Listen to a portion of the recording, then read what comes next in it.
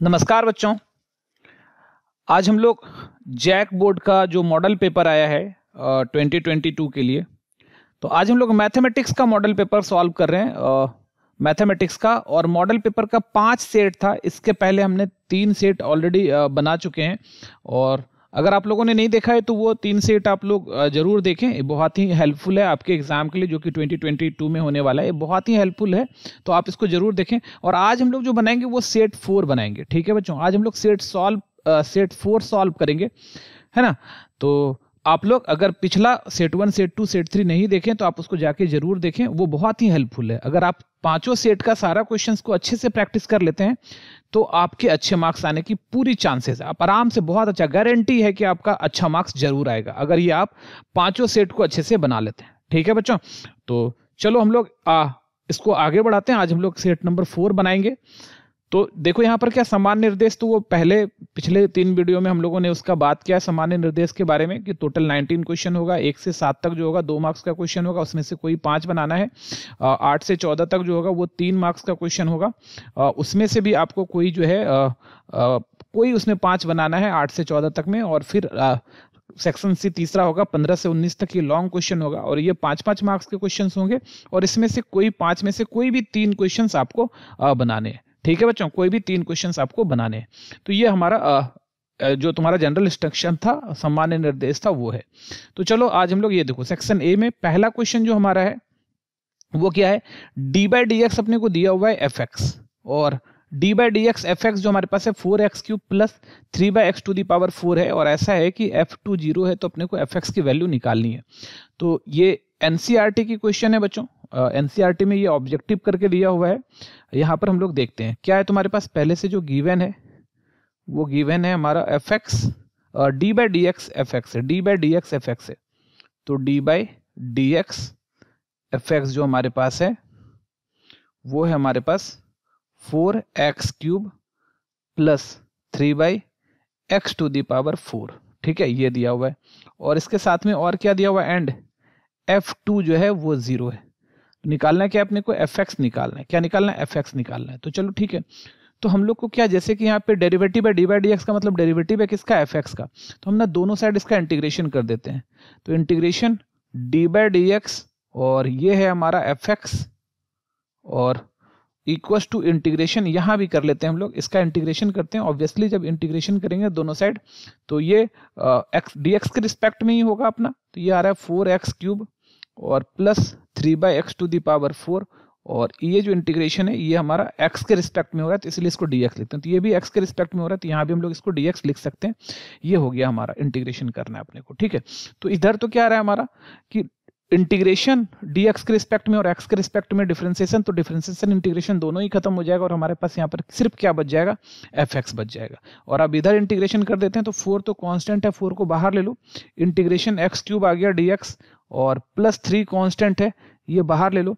ये है तुम्हारा 1/x⁴। तो x का पावर 4 को ऊपर लेके चलो, तो x का पावर -4 हो जाएगा, और साथ में dx हो जाएगा। ठीक है बच्चों, तो अब हम इसको सॉल्व करते हैं। बहुत ही आसान है। तो यहाँ से देखो क्या हो रहा है, हमारा fx जो हमारे पास है वो है 4, और x³ का इंटीग्रेशन क्या हो गया, x⁴/4 और प्लस 3, और x का पावर -4 का इंटीग्रेशन है -4 + 1/-4 + 1 और प्लस c। ठीक है, ये आ गया हमारा। तो देखो यहाँ से क्या मिल रहा है हमारा, ये 4 और ये 4 तो कैंसिल आउट हो गया हमारा। तो यहाँ से fx जो है वो क्या आ रहा है, x⁴ आ रहा है, और प्लस 3, और x का पावर -3 भाई, नीचे भी -3 प्लस c आ रहा है। तो ये 3 और ये 3 भी कैंसिल हो गया। तो यहाँ से देखो हमारा fx जो आ रहा है वो आ रहा है x⁴, और माइनस यहाँ ले लेते हैं, और x का पावर -3 का मतलब हो गया 1/x⁴ और प्लस c, ये आ गया। इसको बोलते हैं हम लोग इक्वेशन नंबर 1। ठीक है, अच्छा अब हमको पहले से ही f2 ना 0 दिया हुआ है, तो सिंस f2 जो हमारा है, क्योंकि अभी यहाँ कांस्टेंट बच गया, इस कांस्टेंट का वैल्यू निकालेंगे तभी हमारा fx का वैल्यू आएगा। सिंस f2 जो है हमारा 0 है, तो इसका मतलब क्या हुआ कि दिस इंप्लाइज f2 अगर 0 है तो जहां जहां x है वहां वहां आप 2 डालो। f2 अगर 0 है तो जहां जहां x है वहां 2 डालो, तो 2 का पावर 4 -1/2 का पावर 3 और प्लस c = 0, ऐसा आ रहा है। ठीक है, तो अभी देखो यहाँ से क्या हो रहा है, ये तो आ गया 2 का पावर 4 16, और -1/2 का पावर 8 2 का पावर 3 8 आ रहा है और प्लस c इक्वल टू 0 आ गया। ठीक है बच्चों, तो अब देखो यहां से क्या करते हैं हम लोग, ये क्या आ गया तुम्हारा, एलसीएम ले लो, 8 है और 18 16 8 जा, ठीक है 16 8 जा तो 128 होता है, -1 और प्लस c इक्वल टू 0। तो यहां से क्या आ रहा है, तो दिस इंप्लाइज 127/8 और प्लस c इक्वल टू 0। तो c का वैल्यू जो यहाँ पर आ गया वो आ गया -127/8। ठीक है बच्चों, ये c का वैल्यू -127/8 आ गया, तो ये c का वैल्यू आ गया। अब c का वैल्यू को बस हम लोग 1 में डाल देंगे, हमारा आंसर आ जाएगा। तो दिस इंप्लाइज, तो देयरफॉर fx इक्वल टू क्या है हमारा, fx equal to x to the power 4 -1/x³ और -127/8। ठीक है बच्चों, और यही हमारा आंसर हो गया। ठीक है, आप लोग इसको समझ लिए होंगे, तो आप लोग इसको जल्दी से नोट कर लो। चलो हम लोग चलते हैं नेक्स्ट क्वेश्चन पर।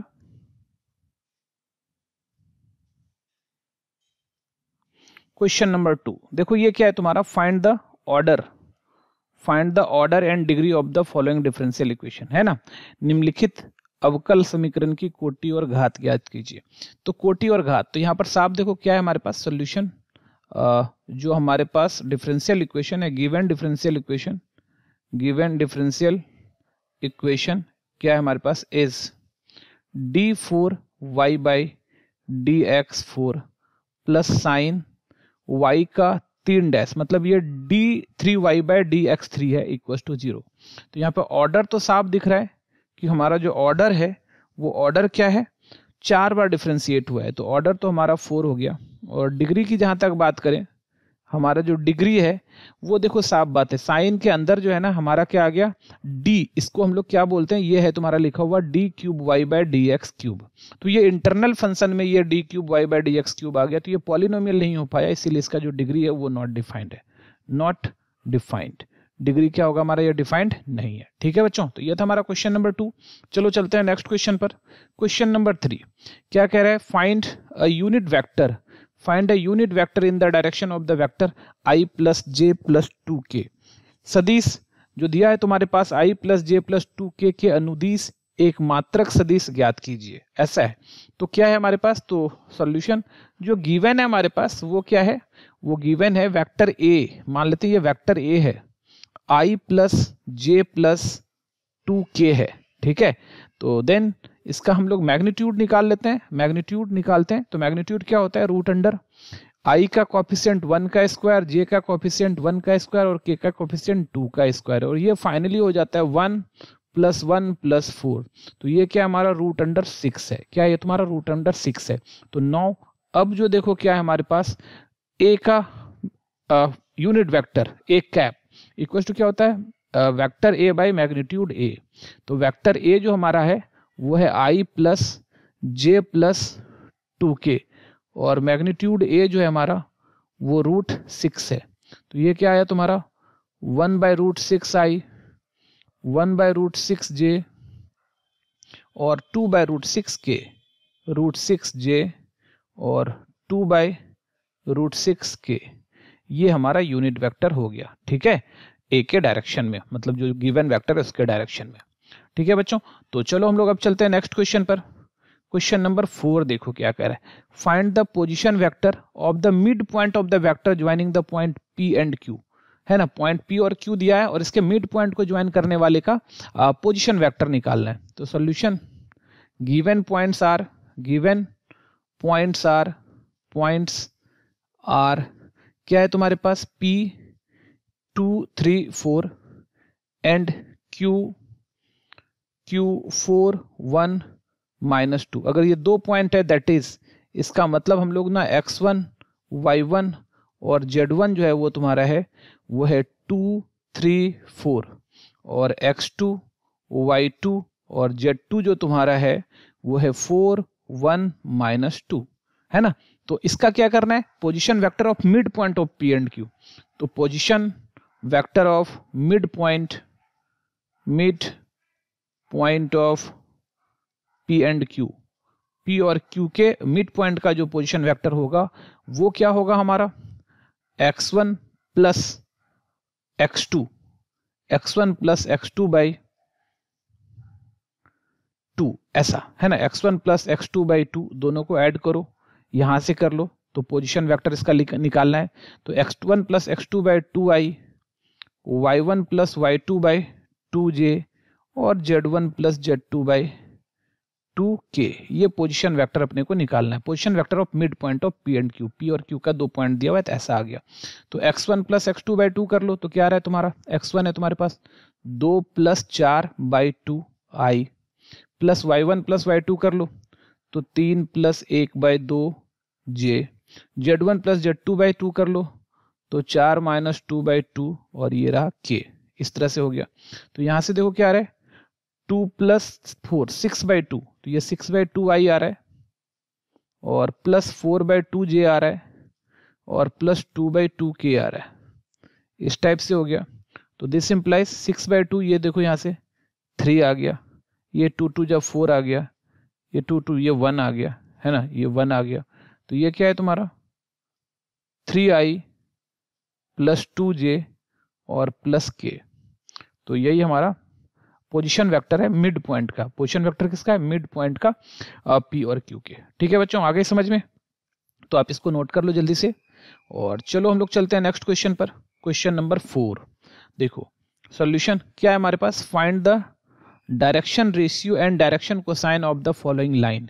निम्नलिखित रेखा का दिक् अनुपात एवं दिक् कोसाइन ज्ञात करें। ठीक है, तो करते हैं। लाइन जो दिया हुआ है हमारे पास, गिवन लाइन हमारे पास जो लाइन है इस वो है x minus 5 by 3 equal to y minus 1 by 4 equal to z minus 4 by 3। ठीक है, z माइनस 4 बाई 5। तो ये किस फॉर्म में, it is in the form of, देखो ये किस फॉर्म में है, फॉर्म में x minus x1 by a equal to y minus y1 by b equal to z minus z1 by c। ठीक है, मतलब इसके जो डायरेक्शन रेशियो है वो ABC होता है फॉर्म में इतना। तो डायरेक्शन रेशियो जो है हमारा इक्वल टू होता है हमारा ABC, है ना। तो यहाँ पर डायरेक्शन की रेशियो क्या होगा, इसका मतलब डायरेक्शन रेशियो ABC होता है, that is direction ratio of line, direction ratios of line is क्या हो जाएगा हमारा 3 4 5। ठीक है, ये 3 4 5। एंड डायरेक्शन कोसाइन क्या होता है, direction cosines of line R लिख सकते हो, लाइन आर, ये आर ही लिख दो, direction ratio of line R, line का जो डायरेक्शन रेशियो है वो ये है। और डायरेक्शन कोसाइन जो होता है लाइन का वो क्या होता है a by root under a square plus b square plus c square, b by root under a square plus b square plus c square और c by root under a square plus b square plus c square, ऐसा होता है।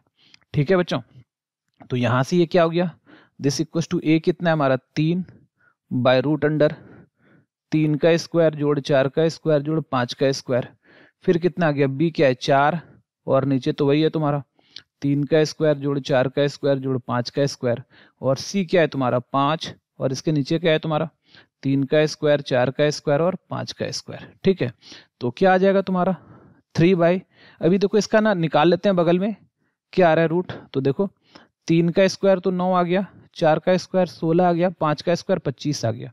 तो ये 25 और 25 50, तो 50 क्या हो गया 5 रूट 2, 25 25 दूनी 50 5 रूट 2।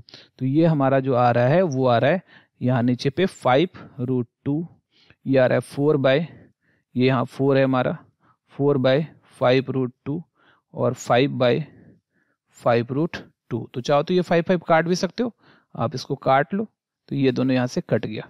तो फाइनली जो हमारा डायरेक्शन कोसाइन लाइन का हो रहा है वो 3 बाई 5 रूट 2, 4 बाई 5 रूट 2 और 1 बाई रूट 2 आप लिख सकते हो।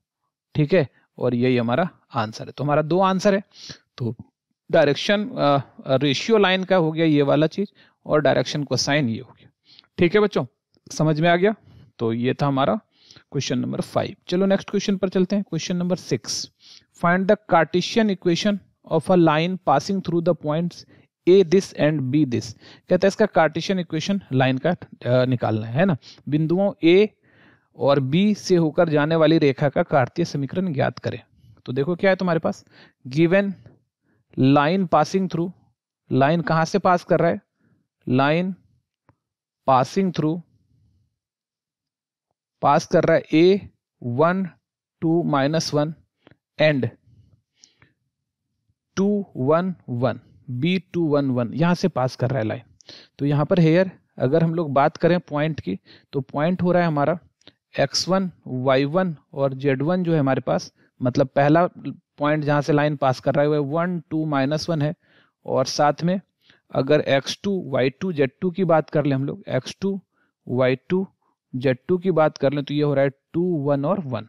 ठीक है, अब देखो यहां से, तो इक्वेशन ऑफ लाइन क्या होता है, equation of line passing through 2 points, passing through 2 points, 2 point से पास करने वाले लाइन का जो इक्वेशन होता है वो होता है x minus x1 by x2 minus x1, y minus y1 by y2 minus y1 और z minus z1 by z2 minus z1। ठीक है बच्चों, ये होता है। तो दैट इज, इसका मतलब क्या हुआ, x माइनस x1 तो 1 आ रहा है और x2 माइनस x1, तो ये x2 देखो क्या है यहाँ पर 2 और माइनस 1, तो ये 2 माइनस 1 आ गया, equals to y minus y1, y1 देखो कितना है 2 है हमारा, तो y minus 2 by y2 minus y1, तो y2 क्या है हमारा 1 और माइनस y1 क्या है 2, तो 1 माइनस 2 और z माइनस z1, तो z क्या है हमारा z और माइनस z1, z1 क्या है तुम्हारा -1 है, यहाँ देखो -1 है ना, तो -1 है तो माइनस माइनस +1 हो जाएगा और z2 माइनस z1, तो z2 है हमारा 1 और माइनस -1, तो 1 और माइनस यहाँ से फिर -1 है तो माइनस माइनस +1 हो जाएगा। और इस तरह से क्या हुआ, तो दिस इम्प्लाइज जो हमारा रिक्वायर्ड इक्वेशन आया वो आया x minus 1 by 1, y minus 2 by -1 और z प्लस 1 बाई 2, और यही हमारा रिक्वायर्ड लाइन का इक्वेशन आया 2 पॉइंट से पास करने वाला। ठीक है बच्चों, तो ये था हमारा क्वेश्चन नंबर 6। चलो नेक्स्ट क्वेश्चन पर चलते हैं, क्वेश्चन नंबर 7। देखो क्या कह रहे हैं हमारे पास, if fair die is rolled considered event E 135 F 23 G 2345 find P E intersection F by PG, P E intersection F by PG। ये ठीक है, एक न्याय पासे को उछाला गया घटनाओं E जो है तुम्हारा E F और G है के लिए P E intersection F by G का मान ज्ञात कीजिए, ये हमारा क्वेश्चन है। तो देखो, तो यहाँ पर सबसे पहले हमारे पास गिवन पहले से दिया हुआ है, क्या दिया हुआ है, E जो हमारा इवेंट है, E जो हमारा इवेंट है वो है 135, F जो हमारा इवेंट है वो है हमारा 23, ठीक है, और G जो हमारा इवेंट है वो है हमारा 2 3 4 और 5। ठीक है बच्चों, तो ये हमारे पास पहले से दिया हुआ है, तो हम लोगों को क्योंकि निकालना है E intersection F by G, तो हम लोग यहाँ से क्या करते हैं, E intersection F intersection G निकाल लेते हैं।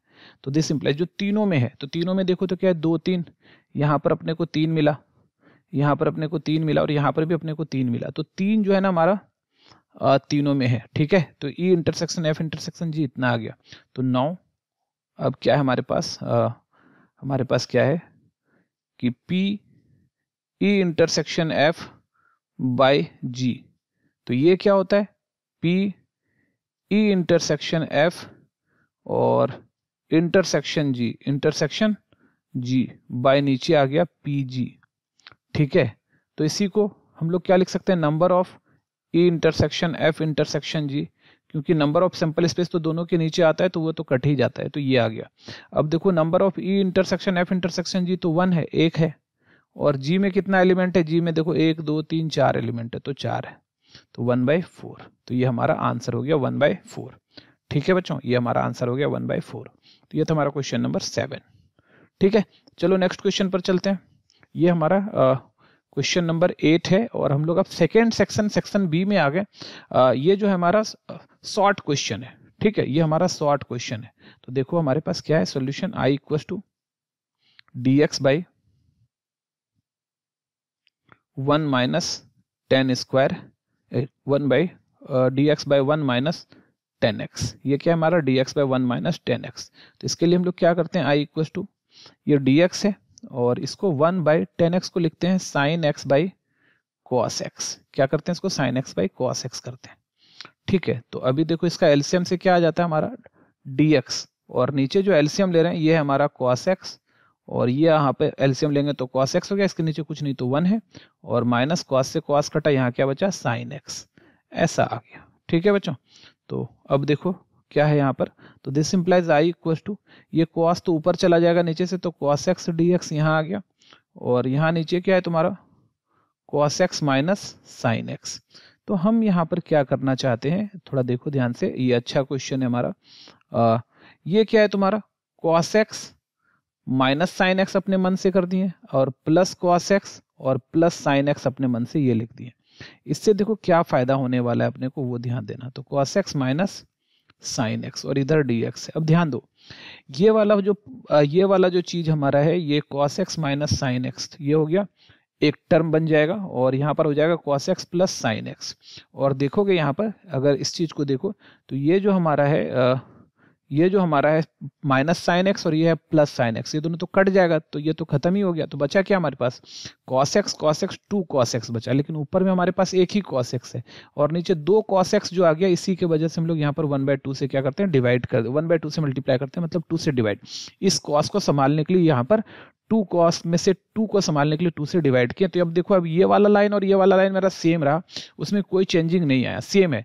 लेकिन इसका फायदा क्या हो गया? अब हमको बहुत फायदा हो गया कि 1/2 आया इंटरसेक्शन इस पूरे के साथ cos x minus sin x, और यहाँ इसके नीचे ले लेते हैं cos x minus sin x, और प्लस यहाँ है हमारे पास cos x plus sin x, cos x plus sin x, और बाई यहाँ है हमारा cos x minus sin x, और ये चीज जो हमारा है वो है dx यहाँ पर। ठीक है, तो ये वाली चीज यहाँ से ये और यहाँ से ये हमारी कैंसिल आउट हो गई। तो अभी क्या बच रही है? i इक्वल टू 1/2 तो बाहर है, यहाँ पर 1 बचा, तो एक ही साथ ले लेते हैं, 1/2 बाहर रखते हैं, इंटीग्रेशन इसका यहाँ पर 1 dx, तो 1 dx कर लिया, और प्लस इंटीग्रेशन यहाँ क्या बच रहा है? यहाँ बच रहा है cos x plus sin x, और by cos x minus sin x, cos x minus sin x dx। ठीक है, cos x minus sin x dx। अब देखो यहां से, तो this implies i equal to 1/2, और इसका इंटीग्रेशन तो हमारा x हो जाएगा। और अच्छा, इसके लिए पहले यहाँ पर एक चीज दिख रहा है अपने को, क्या कर लेना चाहिए? देखो, इसको नीचे वाले को पुट कर रहे हैं, इसको पुट कर रहे हैं हम लोग। ठीक है, तो put cos x minus sin x equal to t, तो cos का डिफरेंशिएशन होगा माइनस sin x, और माइनस sin का हो गया cos x, और पूरे का हो गया dx इक्वल टू dt। ऊपर में देखो cos x plus sin x है, तो दोनों तरफ हम माइनस से मल्टीप्लाई कर देते हैं। तो दोनों तरफ जब माइनस से मल्टीप्लाई करेंगे तो ये माइनस से प्लस बन जाएगा, ये हो जाएगा sin x plus cos x, और ये पूरा dx, और ये माइनस से मल्टीप्लाई करेंगे तो क्या आ गया? Minus dt। ऐसा आ गया हमारा। तो अब देखो यहाँ से क्या आ रहा था? This implies i equal to 1/2, और इंटीग्रेशन ये तो हमारा dx आ गया, और प्लस 1/2 से मल्टीप्लाई कर देते हैं 1/2, और ऊपर वाला देखो मेरा माइनस dt है, और नीचे वाला हमारा t है। और अब हम लोग का इंटीग्रेट करने के लिए रेडी है हम लोग 1/2, और dx का इंटीग्रेशन x हो गया, और प्लस माइनस माइनस है 1/2, और dt/t का इंटीग्रेशन होता है log t और प्लस कांस्टेंट c। बस अपने लोगों को यहाँ पर अपने को t का वैल्यू डाल देना है, 1/2x माइनस 1/2 log, और t का वैल्यू क्या है हमारे पास? cos x minus sin x और प्लस c। ठीक है बच्चों, तो ये हमारा आंसर हो गया। तो ये हमारा क्वेश्चन था, क्वेश्चन नंबर 8। चलो नेक्स्ट क्वेश्चन पर चलते हैं हम लोग, क्वेश्चन नंबर 9। तो ये भी इंटीग्रेशन का ही क्वेश्चन है। तो देखो क्या है हमारा सॉल्यूशन, i इक्वल टू हमारे पास जो है वो है cos 2x minus cos 2 alpha, और by cos x minus cos alpha और dx। तो हम लोगों को पता है फॉर्मूला, हम लोग 11th में पढ़े थे कि cos 2x का जो फॉर्मूला होता है 2 cos स्क्वायर x माइनस 1 होता है। तो इसी फॉर्मूला का हम लोग यूज करने वाले हैं। ठीक है, तो देखो क्या आ गया, तो this implies i equal to cos 2x का फॉर्मूला आ रहा है 2 cos स्क्वायर x माइनस 1, और माइनस cos 2 अल्फा का 2 cos स्क्वायर अल्फा माइनस 1, और by cos x minus cos alpha dx। तो यहाँ से देखो क्या आ रहा है, ये -1 और माइनस से मल्टीप्लाई करेंगे तो ये माइनस माइनस +1, ये तो कैंसिल आउट हो गया। और अब बचा क्या हमारे पास, वो देखो क्या बच रहा है। तो i इक्वल टू यहाँ से क्या है हमारा 2 cos स्क्वायर x। तो 2 देखो यहाँ भी कॉमन यहाँ भी कॉमन, तो 2 बाहर ही निकाल लेते हैं। तो 2 बाहर निकालने cos square x minus cos square alpha, और नीचे क्या है हमारा cos x minus cos alpha, और ये रहा dx। तो देखो यहाँ पर क्या हो गया a square minus b square. तो this implies i equal to 2 a square minus b square. तो ये आ रहा है cos x plus cos alpha into cos x minus cos alpha by cos x minus cos alpha, और साथ में क्या है हमारा dx। तो अभी देखो यहां से क्या है तुम्हारा cos x minus cos alpha और cos x minus cos alpha हमारा कैंसिल हो गया। तो अभी क्या बच रहा है अब हमारे पास, तो this implies i equal to 2, और यहां पर देखो इंटीग्रेट जो हम लोग करेंगे 2 तो बाहर लेते हैं, integration cos x dx plus integration cos alpha dx। अब थोड़ा यहाँ पर एक छोटा सा बात देखो कि ये जो हमारा ये जो cos x अल्फा है ये हमारा कांस्टेंट है, इसका इंटीग्रेशन नहीं होगा, ये तो कांस्टेंट है ना, x के रिस्पेक्ट में अगर हम लोग इसको डिफरेंस इंटीग्रेट कर रहे हैं तो ये cos अल्फा जो हमारा कांस्टेंट, इसको बाहर ले लेना है, इसका इंटीग्रेशन नहीं करना है अपने को। तो i इक्वल टू 2 और cos अल्फा का इंटीग्रेशन होता है cos x का इंटीग्रेशन होता है sin x plus cos alpha को हम लोग बाहर ले लें और dx का इंटीग्रेशन हो रहा है x और प्लस c। ठीक है बच्चों, और यही हमारा आंसर हो गया। ठीक है, तो ये हमारा आंसर हो गया, ये था हमारा क्वेश्चन नंबर 9। चलो नेक्स्ट क्वेश्चन पर चलते हैं, क्वेश्चन नंबर 10। ये भी देखो इंटीग्रेशन है और ये डिफिनिट इंटीग्रेशन का क्वेश्चन है, हमारा डिफिनिट इंटीग्रेशन का क्वेश्चन है और बहुत ही आसान सा क्वेश्चन है। देखो क्या है हमारा i equal to 0 to a और रूट अंडर क्या है हमारा x by root under x plus root under a minus x dx। इसको ले लेते हैं नंबर 1। और अब देखो यहाँ पर क्या आ रहा है, हम लोगों के पास एक प्रॉपर्टी है डिफिनिट इंटीग्रेशन का, अगर 0 से a fx dx है तो इसको हम लोग क्या लिख सकते हैं, 0 से a f a minus x dx, ये हमारा प्रॉपर्टी है। तो इसी प्रॉपर्टी पर इसको लगा देते हैं हम लोग। तो this implies i equal to क्या रहेगा 0 टू a हो गया, और इस x के जगह पर हमारा आ जाएगा a माइनस एक्स, और नीचे इस x के जगह पर आ जाएगा a माइनस एक्स और plus root under a minus x के जगह पर a माइनस एक्स, और ये रहा हमारा dx। ठीक है, तो यहाँ से क्या आ रहा है, this implies i equal to 0 to a root under a minus x by root under a minus x plus यहाँ से ये a, यहाँ से ये a कट गया और यहाँ क्या बचा रूट एक्स dx हो गया। ये रहा नंबर 2। तो अब 1 और 2 दोनों को ऐड कर रहे हैं हम लोग, है ना, equation 1 plus equation 2 we get, दोनों को ऐड करेंगे तो LHS साइड में क्या आ गया तुम्हारा, LHS में आ गया i प्लस i, और इधर क्या आ रहा है 0 से a, ऊपर में क्या है रूट अंडर x बाई, ऊपर में है रूट अंडर x बाई, नीचे है तुम्हारा root under x plus root under x minus a, root under x plus root under a minus x, और प्लस यहाँ पर है 0 से a, और यहाँ है तुम्हारा root under a minus x और साथ में dx भी है dx, और प्लस यहाँ पर है तुम्हारा root under a minus x plus root under x dx। ठीक है, तो यहाँ पर दो अलग अलग है, लेकिन दोनों अगर तुम देखोगे दोनों इंटीग्रल वाला बात का, तो इधर तो हो गया तुम्हारा i 2i, और दोनों का देखो इसका भी लिमिट 0 से इसका भी लिमिट 0 से, तो एक साथ दोनों का 0 से a आ गया, और इस दोनों को जोड़ देना है, क्या है root under x by root under x plus root under a minus x, और plus root under a minus x by root under a minus x plus root under x, और ये पूरा का पूरा हो गया हमारा dx, है ना। तो दो हिस्सों में था, इसको इस तरह से ला लिए हम लोग। तो यहाँ से आ गया 2y इक्वल टू 0 से a, और एलसीएम ले लो इसका, तो दोनों के नीचे देखो सेम चीज है, तो रूट अंडर x और plus root under a minus x, और ऊपर अगर हम लोग ऐड करेंगे क्योंकि सेम ही चीज है नीचे, तो ऊपर भी ऐड हो जाएगा, तो ये आ जाएगा root x plus root a minus x, और इस तरह से क्या हो गया हमारा ऊपर नीचे दोनों सेम है और ये कैंसिल आउट हो गया। तो अब जो हमारा बच रहा है वो क्या बच रहा है 2y इक्वल टू 0 से a, अच्छा, और ये रहा dx, ये रहा हमारा dx, और dx का इंटीग्रेशन क्या हो जाएगा x हो जाएगा हमारा, तो यहाँ से हो जाएगा 2y इक्वल टू dx का इंटीग्रेशन x, और 0 से a हो गया, और यहाँ से देखो 2y equal to a minus zero, और इस तरह से आई इक्वल टू क्या हो गया तुम्हारा a/2, और यही हमारा आंसर हो गया। ठीक है बच्चों, तो ये था हमारा क्वेश्चन नंबर 10। ठीक है, तो अब हम लोग चलो नेक्स्ट क्वेश्चन पर चलते हैं। क्वेश्चन नंबर 11 देखो, ये भी बहुत आसान सा क्वेश्चन है।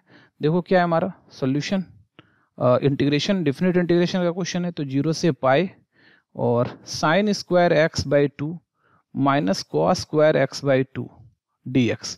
तो अगर हम लोग 11th वाला फॉर्मूला को थोड़ा ध्यान करें तो हमारे पास फॉर्मूला होता था cos square x minus sine square x, जो होता है वो कॉस 2x होता है, कॉस 2x होता है ना।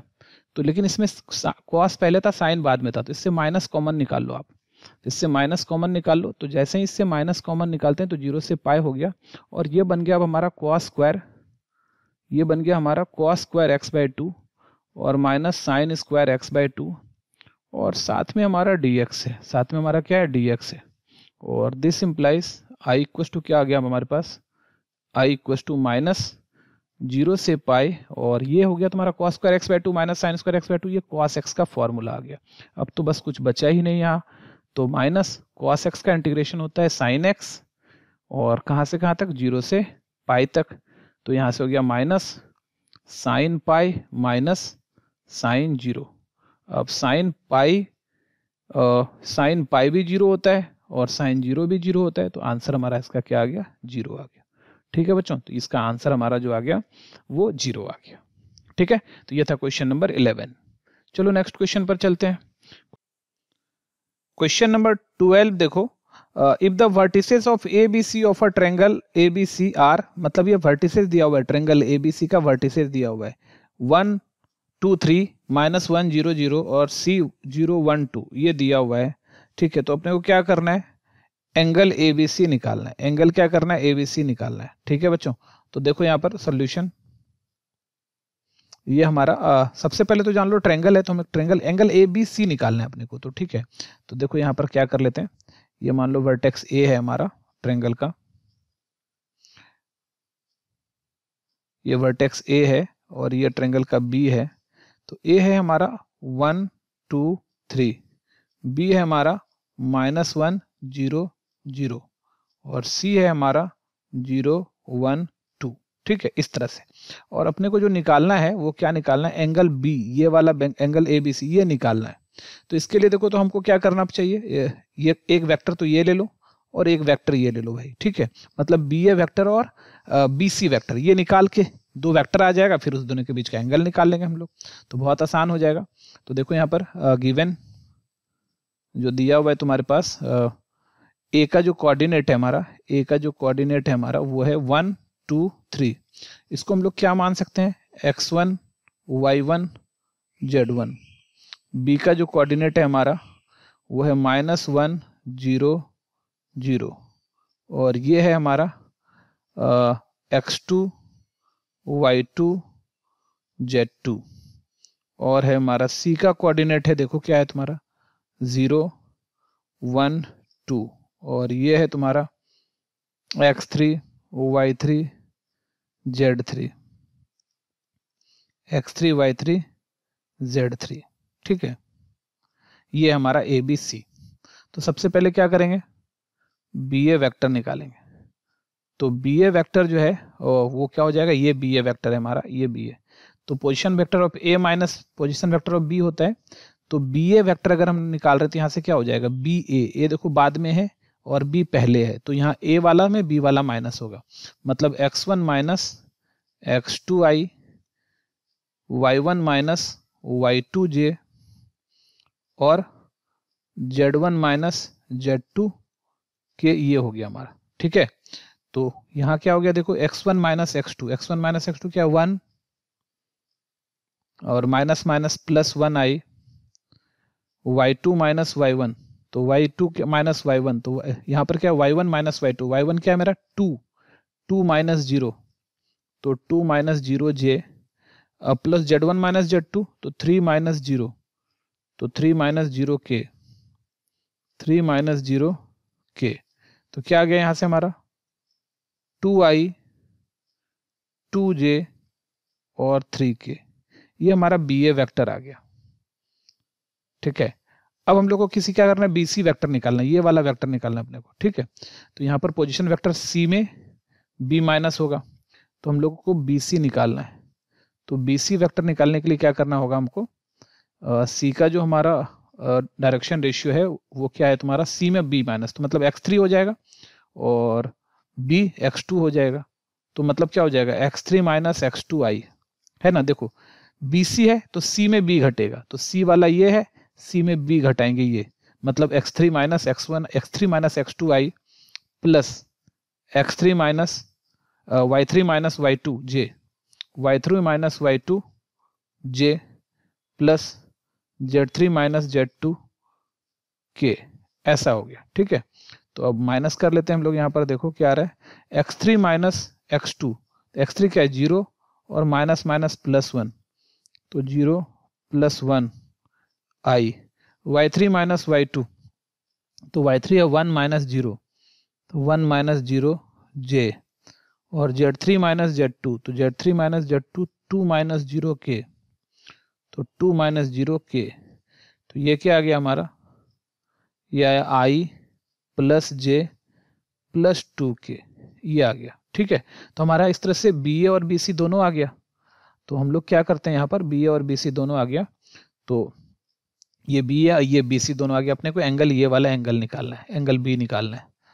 तो क्या आ जाएगा तुम्हारा, देखो तो एंगल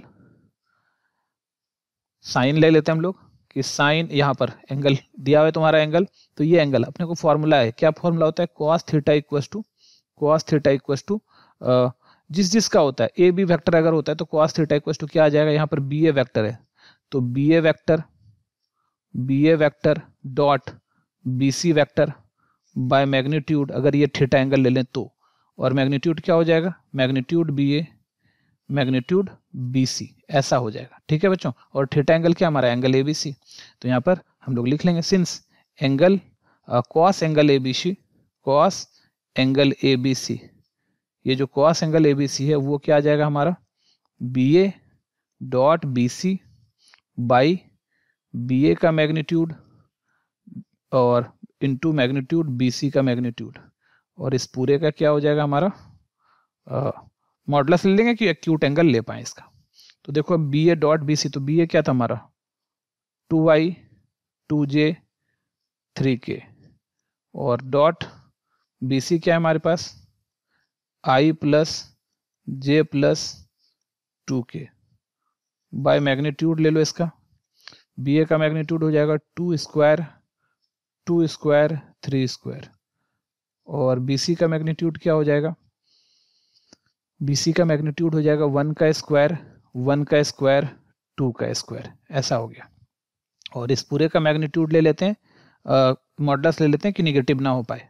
तो देखो 2 से 2 1 यहाँ हो जाएगा 2 × 1, मतलब i वाले को i वाले के साथ, प्लस j वाले को j वाले के साथ, तो ये भी हो जाएगा 2 × 1, और k वाले को k वाले के साथ, तो ये हो जाएगा 3 × 2, और बाई यहाँ क्या है हमारा root under 4 plus 9 root under 1 plus 2, तो ऐसा हो गया।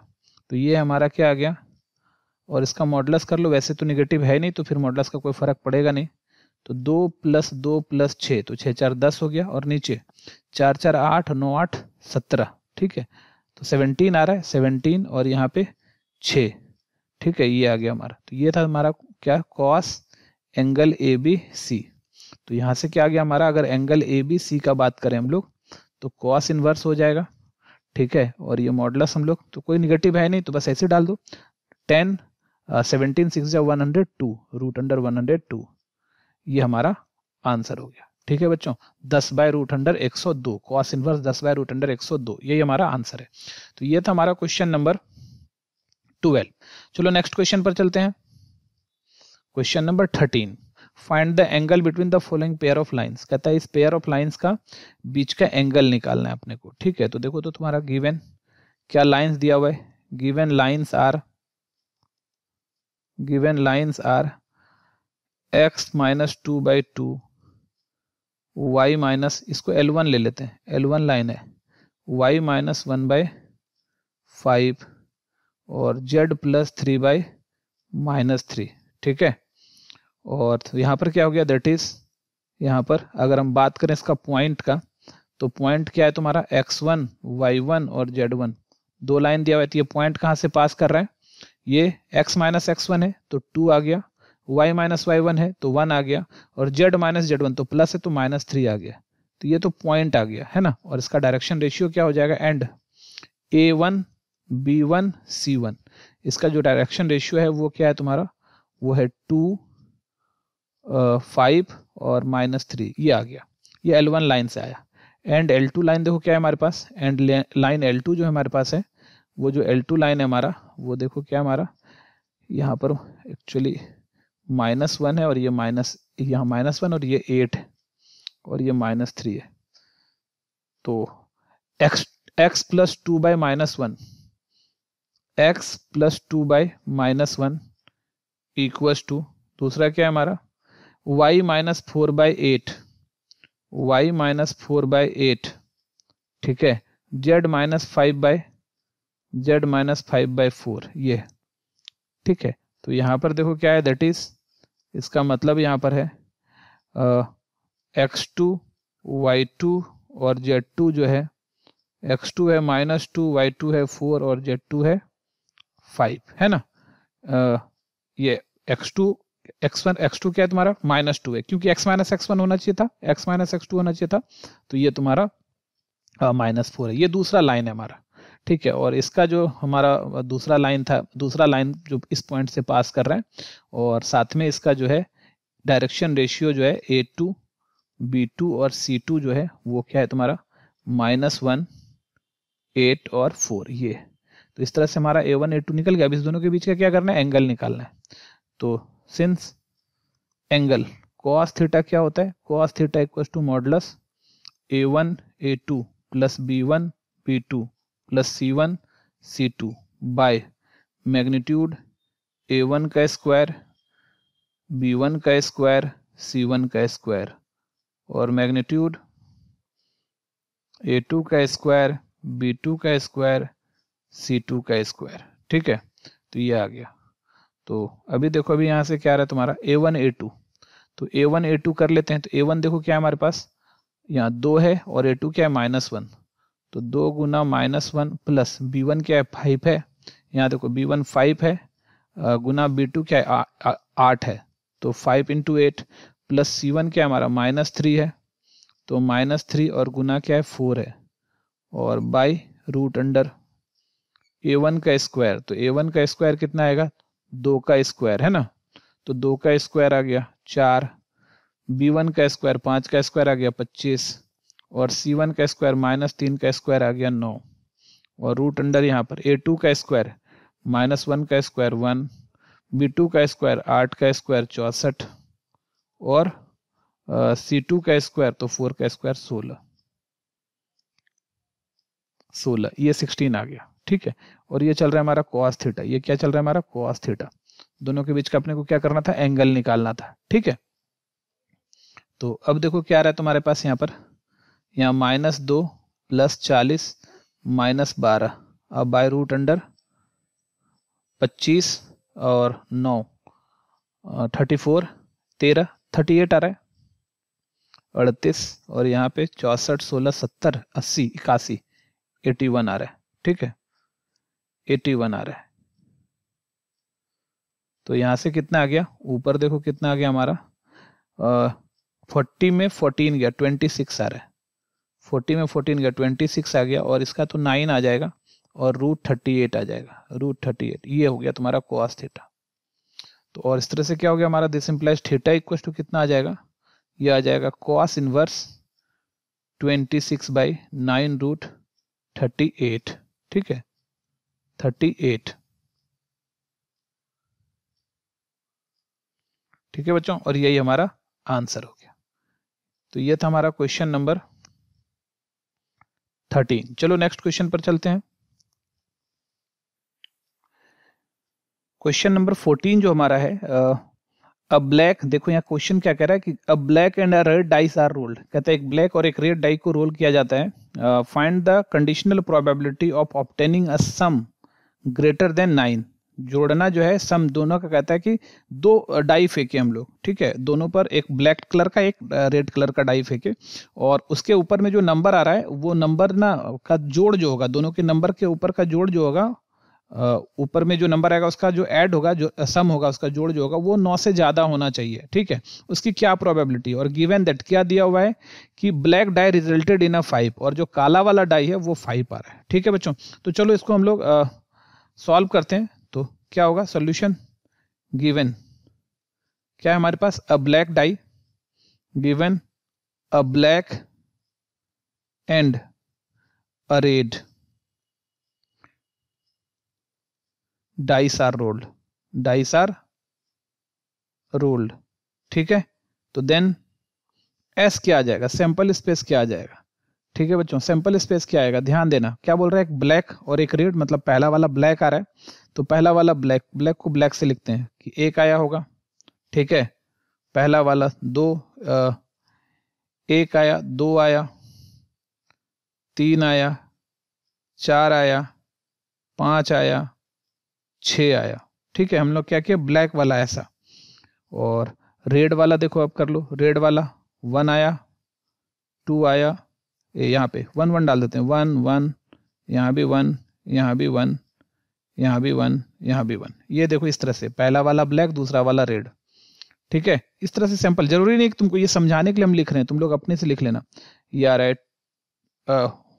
1 1, यहाँ से यहाँ पे 1 दे देते हैं और यहाँ पर फिर से 2 दे देते हैं, यहाँ पर हम लोग 3 ले लेते हैं, यहाँ पर हम लोग 4 ले लेते हैं, यहाँ पर हम लोग 5 ले लेते हैं, यहाँ पर हम लोग 6 ले लेते हैं।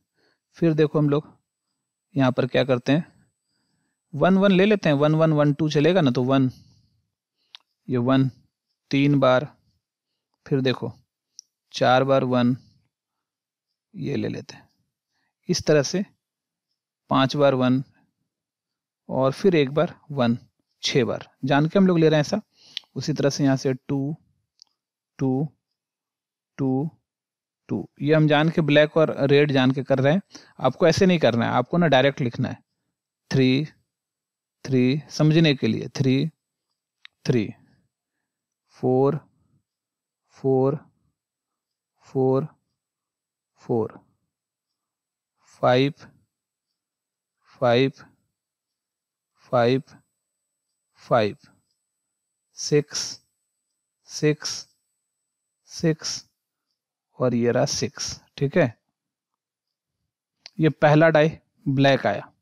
अब दूसरा डाई बोल रहा है रेड है, तो रेड ले लेते हैं यहाँ पर 1 1 1 2 1 3 1 4 1 5 1 6 2 1 2 2 2 3 2 4 2 5 2 6 3 1 3 2 3 3 3 4 3 5 3 6 4 1 4 2 4 3 4 4 4 5 4 6 5 1 5 2 5 3 5 4 5 5 5 6 6 1 6 2 6 3 6 4 6 5 और 6 6, ठीक है बच्चों।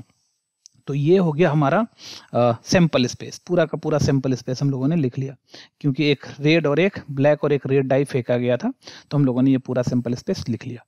अब अपने को निकालना क्या है, probability of obtaining a some greater than 9, ठीक है। तो मान लेते हैं कि E be the event that, मान लेते हैं E be the event that, conditional probability का सम है, E be the event that sum of number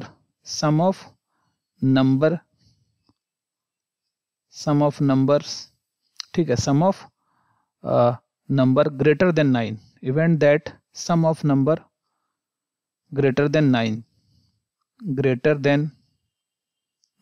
तो that is, इसका मतलब ई क्या आ गया, जिसका 9 से ज्यादा हो सम।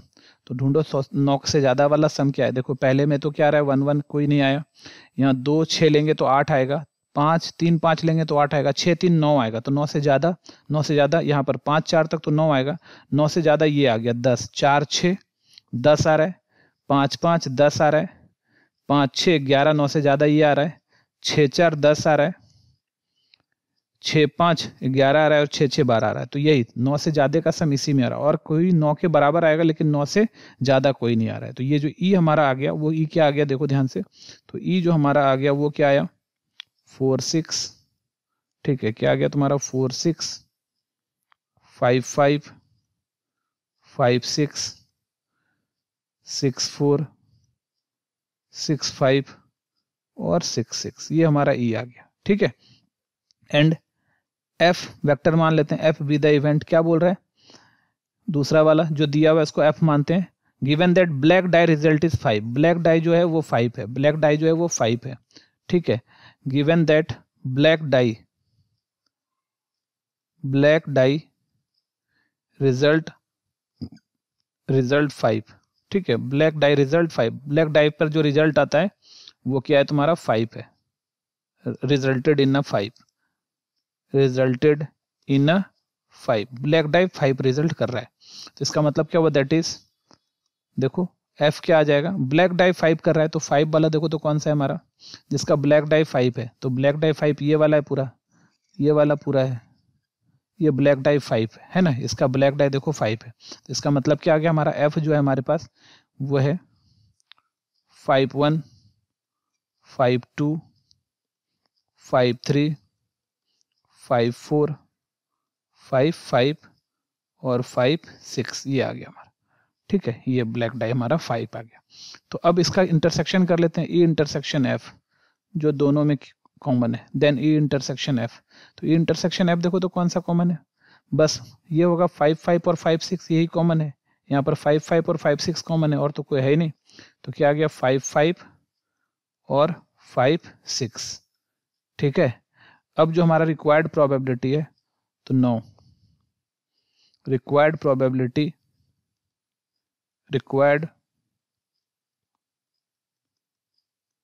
Probability equals to P E by F, है ना, मतलब ब्लैक 5 आ गया, ब्लैक पर 5 आया तो फिर हमारा सम 9 से ज्यादा आने का प्रोबेबिलिटी ई बाय एफ हो गया। तो ये हो गया probability of E intersection F by P F, probability of E intersection F by P F. तो ई इंटरसेक्शन एफ का प्रोबेबिलिटी हो गया number of E intersection F by number of F. तो number of E intersection F गिन लो, 2 है, 1 2, तो 2 आ गया, और नंबर ऑफ एफ क्या है 1 2 3 4 5 6 है, तो 6 आ गया, तो ये कटा 1/3, तो आंसर आ रहा है 1/3, ठीक है बच्चों, हमारा आंसर कितना आ गया 1/3, ये प्रोबेबिलिटी है। ये था हमारा क्वेश्चन नंबर 14। चलो नेक्स्ट क्वेश्चन पर चलते हैं। देखो क्वेश्चन नंबर हम लोग कहाँ आ गए 15 पर, और ये हमारा लॉन्ग क्वेश्चन है, 5 मार्क्स का क्वेश्चन है, ठीक है बच्चों, 5 मार्क्स का क्वेश्चन है। तो चलो सॉल्व करते हैं। सॉल्यूशन आई इक्वल टू क्या है हमारे पास, एक्स बाई पार्शियल फ्रैक्शन का ये सम है x माइनस 1 का square into x plus 2, x minus 1 का स्क्वायर इंटू एक्स प्लस 2 और dx। तो मान लेते हैं let x by x minus 1 का स्क्वायर और x plus 2 equals to A by, देखो जो सिंगल है x प्लस 2 ले लेते हैं, और जो स्क्वायर वाला है वो होगा b by x minus 1 plus C by x minus 1 का स्क्वायर, ठीक है बच्चों। ये तो इसको जब यहाँ पर ऊपर लीनियर है और नीचे एक क्या है तुम्हारा लीनियर और एक क्या है क्वाड्रेटिक है, लेकिन वो परफेक्ट स्क्वायर है, स्क्वायर वाला है, तो इस तरह जब होगा तो ए के नीचे लीनियर, बी के नीचे एक्स माइनस 1, मतलब ये क्वाड्रेटिक का एक लीनियर, और सी के नीचे पूरा का पूरा क्वाड्रेटिक। तो इसको सॉल्व करते हैं हम लोग, से ए बी सी का वैल्यू निकालना है अपने को।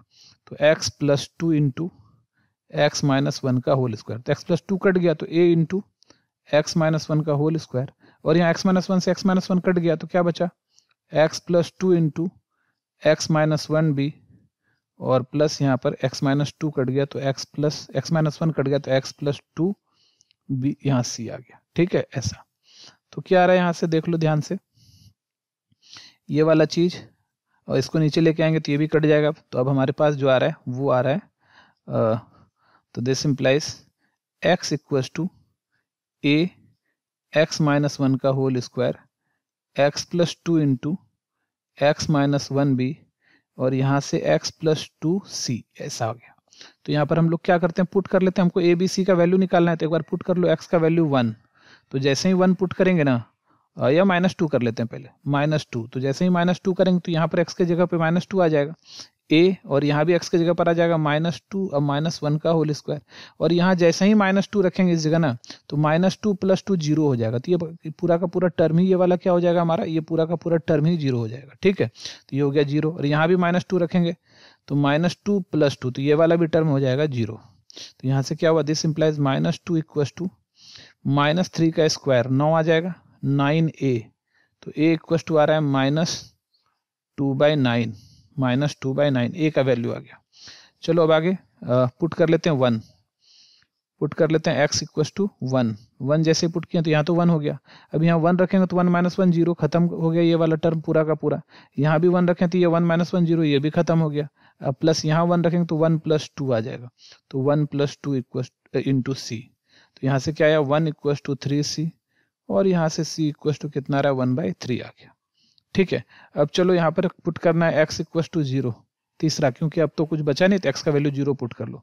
तो ये आ रहा है 0 = a और 0 - 1 का स्क्वायर, और यहाँ पर x के जगह डालो 0 + 2 0 - 1 b, और यहाँ पर 0 + 2 c, ऐसा। तो यहाँ से देखो क्या हो रहा है हमारा, दिस इंप्लाइज 0 = a, और ये -1 का स्क्वायर 1 आ गया, -1 का स्क्वायर 1 आ गया, प्लस यहाँ से देखो 2 गुना -1, तो 2 और गुना -1, तो 2 गुना -1 -2 हो गया, तो -2b, और प्लस 2 और यहाँ पर c है, तो c। तो यहाँ से क्या आ रहा है हमारा 0 = a का वैल्यू हमको पहले से पता है -2/9, और -2b नहीं पता है, और प्लस 2c का वैल्यू आ रहा है 1/3। तो हम लोग क्या करते हैं, इस 2b को उठा के इधर ले आते हैं। तो 2b = -2/9 और प्लस 2/3, ये रहा। तो इसको सॉल्व कर लेते हैं। तो यहाँ से क्या आ रहा है, 2b = LCM 9 -2 + 3 3 9 3 2 6। तो यहाँ से आ गया 2b = 4/9। तो 4 तो यहाँ से कट जाएगा इस 2 से, 2 2 4। तो इसका मतलब आ गया b का जो वैल्यू है 2/9 है। b का वैल्यू कितना है हमारे पास, 2/9 है। ठीक है, तो अब हमारे पास a b c तीनों का वैल्यू आ गया। तो दैट इज, अब हम जो लिख सकते हैं उसको पार्शियल फ्रैक्शन x बाई क्या था हमारा, x बाई था हमारे पास x - 1 का होल स्क्वायर और x + 2। तो x - 1 का होल स्क्वायर, x - 1 का होल स्क्वायर इंटू x + 2, ये हो जाएगा a बाई, तो हम लोग a ले लेते हैं। तो a क्या है हमारे पास, a है -2/9। ठीक है, तो -2/9/x + 2, और प्लस b क्या हमारा 2/9/x - 1, और प्लस c क्या है हमारा 1/3 1/3/x - 1 का होल स्क्वायर, ऐसा आ गया। ठीक है, तो दैट इज, इसका मतलब दिस इंप्लाइज, अगर हम लोग इंटीग्रेशन करेंगे i = इंटीग्रेशन, तो इसका इंटीग्रेशन करना है तो यही पूरा आ जाएगा, -2/9 -2/9 x + 2 plus 2/9 x - 1 plus 1/3 x - 1 का होल स्क्वायर, और ये साथ में हमारा है dx। ठीक है, ये साथ में हमारा है dx। तो अब देखो यहाँ से क्या आ रहा है, तो दिस इंप्लाइज i = ये -2/9 बाहर ले लेते हैं, और ये आ जाएगा 1/x + 2 dx, प्लस 2/9 बाहर ले लेते हैं, 1/x - 1 dx, और प्लस 1/3 बाहर ले लेते हैं, 1/x - 1 का होल स्क्वायर dx, ऐसा आ रहा है। तो दिस इंप्लाइज i = -2/9, और 1/x + 2 क्या हो जाएगा, log x + 2, प्लस 2/9 इसका क्या हो जाएगा, log x - 1, और 1/3, और ये क्या है तुम्हारा 1/x - 1 का स्क्वायर का इंटीग्रेशन हो जाएगा -1/x, मतलब x - 1, और प्लस कांस्टेंट c। ठीक है बच्चों, तब देखो यहाँ से क्या है, दोनों 2/9 दोनों में कॉमन है, तो 2/9 कॉमन ले लिए, प्लस वाले को पहले लिख लेते हैं। तो log x - 1 और माइनस log x + 2, और -1/3 x - 1 प्लस c, और इसी को क्या लिख सकते हैं हम लोग, 2/9 और log m बाय n, तो हो जाएगा x minus 1 by x plus 2 और माइनस 1 बाई 3 x माइनस 1 और प्लस c। ठीक है बच्चों, तो ये हमारा आंसर हो गया, ये हमारा आंसर हो गया। ये था हमारा क्वेश्चन नंबर 15। चलो अब हम लोग चलते हैं नेक्स्ट क्वेश्चन पर, क्वेश्चन नंबर 16। देखो क्वेश्चन नंबर 16 क्या है हमारा, इंटीग्रेट करना है x plus 3 by x square minus 2x minus 5। देखो सोल्यूशन i इक्वल टू जो हमारे पास है वो इंटीग्रेशन है x plus 3 by x square minus 2x minus 5 और dx। ठीक है बच्चों, तो ये आ गया हमारा। तो ये यहाँ पर क्या करना है कि देखो ऊपर x प्लस 3 है, नीचे x square minus 2x plus 5 है। तो हम लोग क्या करते हैं, नीचे वाले को, ये जो है तुम्हारा लेट x प्लस 3 को ना हम लोग कैसे लिखते हैं, D by d x A into D by d x, नीचे वाले का जो होता है x square minus 2x plus 5। ठीक है, ये हम लोग का जो है स्पेशल इंटीग्रल है। इसको हम लोग दो हिस्से में अलग अलग करके तोड़ेंगे और फिर बनाएंगे, और प्लस b। ठीक है, b खाली यहाँ ले लिए क्योंकि चाहते हैं कि नीचे वाला का डिफरेंशिएशन ऊपर आ जाए। तो ये क्या आ गया तुम्हारा, तो दिस इंप्लाइज x प्लस 3 जो होगा वो a, और इसका जब डिफरेंशिएशन करेंगे तो ये आ जाएगा 2x माइनस 2 और प्लस b। ठीक है, तो यहाँ से क्या आ रहा है, this implies x plus 3 equal to 2ax minus 2a plus b, ऐसा आ गया। ठीक, तो यहाँ से देखो, तो this implies x equal to, यहाँ पर इसका x का कोफिशिएंट इधर 1 है इधर 2 है, तो 1 इक्वल टू 2a आ गया, और साथ में ये 3 equal to minus 2a plus b आ गया। तो यहाँ से a का अगर वैल्यू देखा जाए तो a का वैल्यू हो गया 1/2, और यहाँ पर 3 इक्वल टू माइनस 2 और a का वैल्यू 1/2 प्लस b। तो यहाँ से क्या आ रहा है, ये 2 तो कैंसिल हो गया, तो यहाँ से b की जो वैल्यू आ रही है 3 और माइनस 1 इधर जाके प्लस 1 हो जाएगा, तो 3 1 4 आ जाएगा। तो a और b का वैल्यू आ गया हमारे पास। ठीक है बच्चों, तो दैट इज, इसका मतलब क्या आ रहा है कि हम x प्लस 3 को क्या लिख सकते हैं, a की जगह 1/2 डाल देते हैं, और 2x माइनस 2 और प्लस b की जगह क्या करते हैं 4 कर लेते हैं। ठीक है, b की जगह क्या कर लेते हैं 4 कर लेते हैं, ये आ गया है ना। तो इसका मतलब क्या हुआ, तो देयरफॉर i इक्वल टू, ऊपर x प्लस 3 की जगह रखेंगे 1/2, 2x माइनस 2 और प्लस 4, और बाई नीचे क्या है हमारे पास, नीचे x square minus 2x plus 5, x square minus 2x और माइनस 5। ठीक है, dx। तो इसको दो हिस्सों में हम लोग तोड़ देते हैं।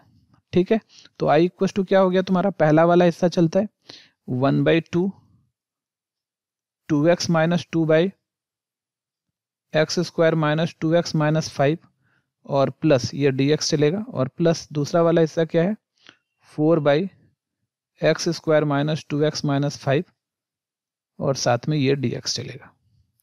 ठीक है बच्चों, तो अब देखो यहाँ से क्या आ रहा है, तो दिस इंप्लाइज, यहाँ पर 1/2 तो बाहर ले लेते हैं, और इंटीग्रेशन ऊपर है 2x माइनस 2 और नीचे है x square minus 2x minus 5 dx, और प्लस 4 बाहर ले लेते हैं, ये 1/, इसको हम ना परफेक्ट स्क्वायर बना रहे हैं, तो इसको हम लोग ऐसा लिख देते हैं एक्स स्क्वायर माइनस 2, a की जगह x और b की जगह 1, तो माइनस 2x आ गया, और b की जगह 1 आया तो 1 का स्क्वायर कर लेंगे, और माइनस ये 1 का स्क्वायर आ गया तुम्हारा, और इधर क्या हो जाएगा माइनस 5, और देखो अपने मन से प्लस 1 किया तो माइनस 1 भी कर लेंगे, और इधर क्या आ गया हमारा dx आ गया। तो अब इस वाले चीज को हम लोग यहाँ पर थोड़ा सा देखो ध्यान से, इस वाले चीज को हम लोग क्या करते हैं, इस वाले चीज को हम लोग पुट कर लेते हैं t, इस वाले चीज को। ठीक है, तो इस वाले चीज को हम लोग t पुट कर रहे हैं एक बार, put x square minus 2x minus 5 equal to t. तो इसका जब डिफरेंशिएशन करेंगे तो 2x माइनस 2x माइनस 2 और पूरा dx, ये क्या हमारा dt है। ठीक है, तो अब देखो क्या आ रहा है हमारे पास, तो this implies i equal to 1/2, तो 2x माइनस 2 dx dt, तो ये आ रहा है dt, और नीचे वाले को पूरा को t माने हैं, और प्लस 4 1/, यहाँ क्या है तुम्हारा x square minus 2ab plus B square, तो x माइनस 1 का होल स्क्वायर, और क्या है माइनस 5 1 6 आया, तो √6 का होल स्क्वायर, और ये रहा dx। ठीक है, तो इधर वाला तो हमारा आ जाएगा i equal to 1/2 dt/t log t, और प्लस 4, यहाँ 4 है 1/x square minus a square. ठीक है बच्चों, यहाँ पर हमारा 1/x square minus a square के फॉर्म में है। और 1/x² माइनस ए स्क्वायर का जो फॉर्मूला होता है, यहाँ पर हम लोग लिख लेते हैं थोड़ा सा formula, integration 1/x² minus a square dx। इसका फॉर्मूला होता है 1/2a log x minus a by x plus a और प्लस सी। ठीक है बच्चों, ये फॉर्मूला होता है, इसी फॉर्मूला का यूज करेंगे हम लोग। तो यहाँ से क्या हो जाएगा 1/2a, तो 1/2 और a की जगह क्या है तुम्हारे पास, √6 है, √6। ठीक है, देखो -5 और -6 हुआ था, तो माइनस बाहर लिए और 6 को √6 का स्क्वायर लिख दिए थे हम लोग। और यहाँ पर आ गया हमारा लॉग ऊपर में x माइनस ए, तो x माइनस 1 x के जगह है और माइनस ए मतलब माइनस √6, और नीचे क्या हो जाएगा x माइनस 1 और प्लस √6 और प्लस सी। ठीक है बच्चों, ये हो गया हमारा। तो यहाँ से देखो अब क्या हो रहा है, ये तो कट जाएगा यहाँ से, 2 2 जा 4, और यहाँ आ गया तुम्हारा i = 1/2 log t हमने किसको माना था, x² माइनस 2x माइनस 5 को, और plus 2/√6 log x minus 1 minus √6 by x minus 1 plus √6 और प्लस सी। ठीक है बच्चों, तो ये हमारा फाइनल आंसर इसका आ गया। तो लॉन्ग क्वेश्चन था तो थोड़ा सा लेंदी हो गई, तो आप लोग घबराना मत, इसको अच्छे से बनाओ, ज़्यादा हार्ड नहीं है, आराम से बना सकते हो। तो ये हो गया हमारा क्वेश्चन नंबर 16। चलो नेक्स्ट क्वेश्चन पर चलते हैं। क्वेश्चन नंबर 17 देखो अब हमारे पास क्या है। ए का वैल्यू देखो, ए का वैल्यू दिया हुआ है, बी का वैल्यू दिया हुआ है, मतलब ए का वेक्टर दिया है, बी का वेक्टर दिया हुआ है, तो अब अपने को ये चीज़ निकालना है। तो देखो 17 का सॉल्यूशन करते हैं हम लोग। गिवन ए क्या दिया हुआ है हमारे पास, देख लो, ए दिया हुआ है i प्लस जे प्लस के, वेक्टर बी जो दिया हुआ है हमारे पास i minus J minus K. तो पहला जो हमारा है वो है 3a प्लस बी, तो क्या आ गया 3 और a की जगह i प्लस जे प्लस के, और प्लस बी की जगह क्या है तुम्हारे पास i minus J minus K. तो 3 से मल्टीप्लाई करो, तो 3i plus 3j plus 3k plus i minus J minus के। अब देखो क्या हो रहा है, 3i प्लस i, तो कितना आ गया हमारा 4i, 3j माइनस जे कितना आ गया 2j, 3k माइनस के कितना आ गया 2k। तो ये हमारा पहला का आंसर आ गया। ठीक है, दूसरा है a dot B, a dot B, तो a डॉट बी क्या हो गया i plus J plus K dot i minus J minus K. तो क्या आ जाएगा इसका, देखो ध्यान से मल्टीप्लाई कर रहे हैं, तो i 1 × 1 प्लस जे का आ गया 1 × -1 प्लस के का आ गया 1 × -1, तो 1 × 1 1 -1 -1, तो एक +1 -1 कट गया, तो कितना आ गया -1। तो a डॉट बी हमारा -1 आ गया, ये दूसरा आंसर हो गया। तीसरा a क्रॉस बी करना है, तीसरा क्या करना है a क्रॉस बी, तो a क्रॉस बी, तो ये क्या आ जाएगा तुम्हारा i प्लस जे प्लस के और cross i minus J minus के। ठीक है, तो ये क्या आ रहा है हमारा i जे के 1 1 1 1 -1 -1, ये रहा। ठीक है, अब क्या करना है, इसको तोड़ देना है। तो ये पहला i यहाँ रख लेते हैं, प्लस इसका सिंबल प्लस, इसका माइनस, इसका प्लस, तो ये अपना रो और अपना कॉलम अगर डिलीट करता है तो क्या बचेगा 1 × 1 1 × -1, तो -1 माइनस 1 × -1, तो ये हो जाएगा +1। ठीक है, और माइनस जे, तो अब ये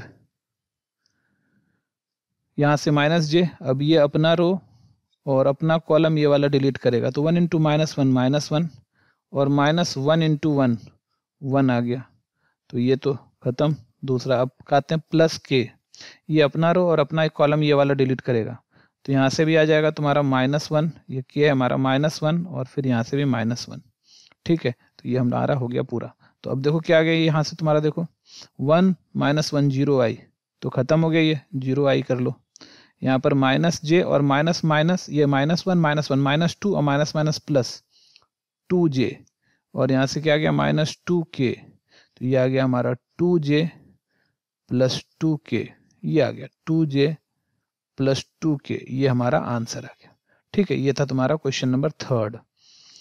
चलो इसी का 4th क्या है हमारा, a का स्क्वायर।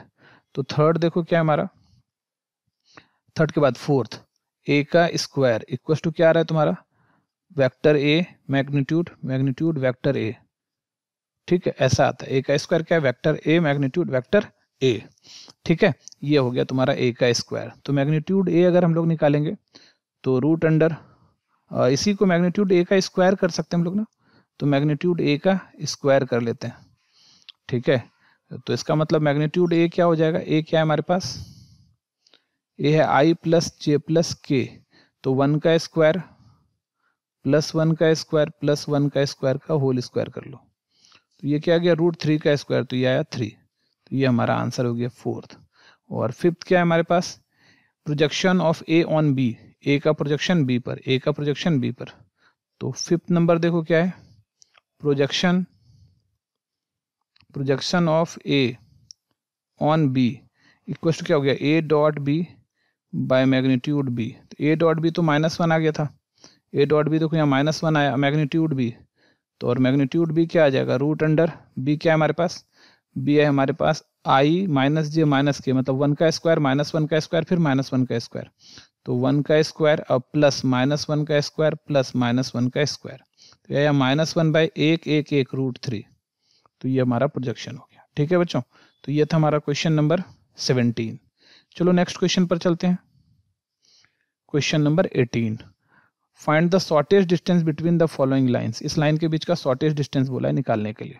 तो देखो सॉल्यूशन, गिवन लाइंस, हमारे पास जो लाइंस है वो क्या है तुम्हारा, गिवन लाइंस आर, अगर L1 निकालते हैं तो L1 जो हमारे पास लाइन है देखो, i plus J plus lambda 2i minus J plus के, दैट इज, इसका मतलब ये पास कहाँ से कर रहे हैं, इसका जो वेक्टर है हमारा, जो पास करने वाला वेक्टर है वो जिसको हम लोग a1 वेक्टर बोलते हैं, तो a1 वेक्टर आ गया हमारा i प्लस जे, और b1 वेक्टर जो बोलते हैं, ये जो डायरेक्शन है वो है 2i माइनस जे प्लस के।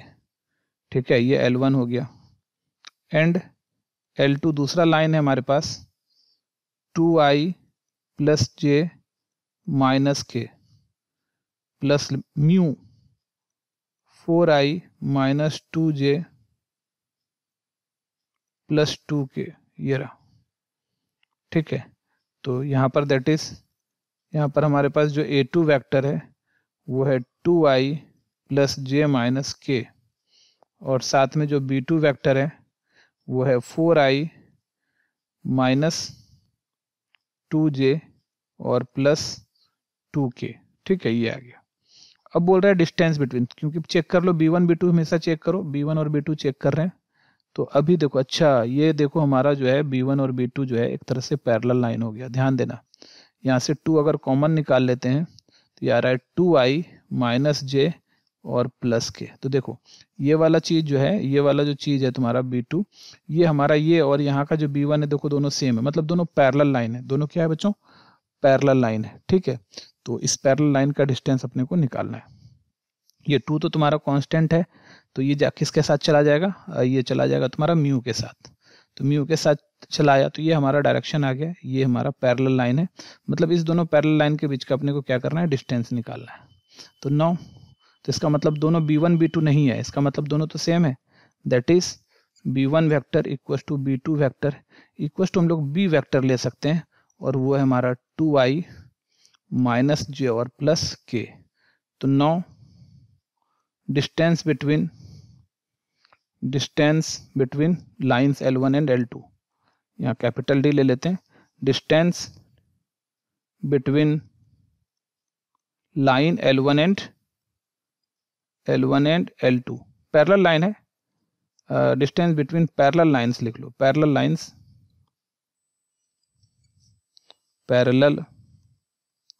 Lines L1 and L2।